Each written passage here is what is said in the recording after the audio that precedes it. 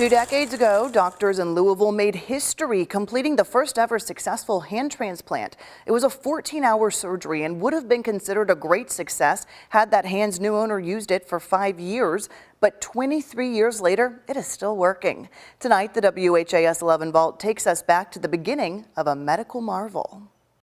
When we first met Matt Scott, he knew he was on the verge of something great.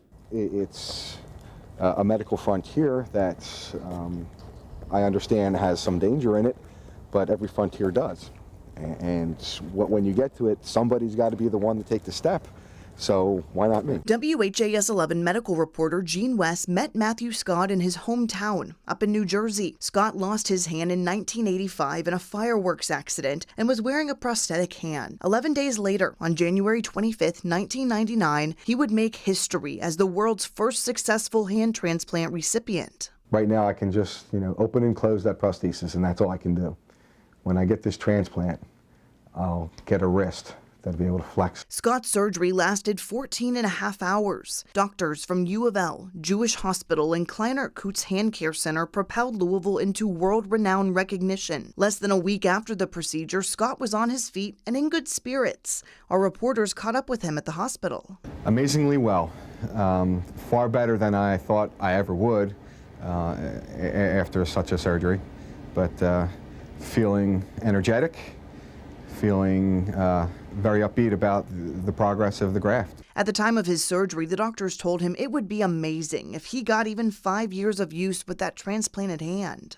I still realize there is all those problems that may come down of rejection and infection and such.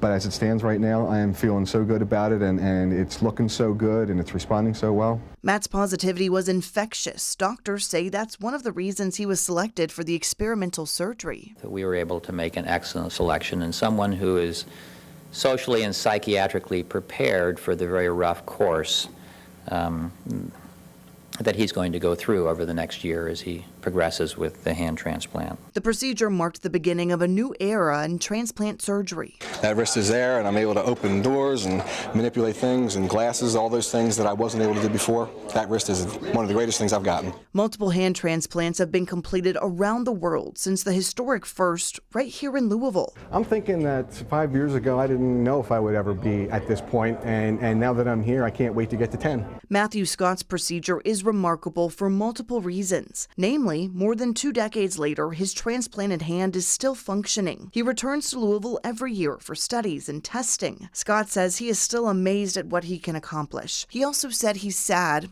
others don't have the same opportunity. And I know there's all kinds of barriers to getting this to be a standard of care. I just wish it was. All these years later, we're still in a quote-unquote experimental phase, and we need to move past that. Since his successful surgery, he has become a spokesperson for the operation, something that traces back to 1999, when Louisville made history and Matthew Scott became a medical marvel. Well, Dr. Joe Coots, one of the 2 famous surgeons behind that operation, died in 2020.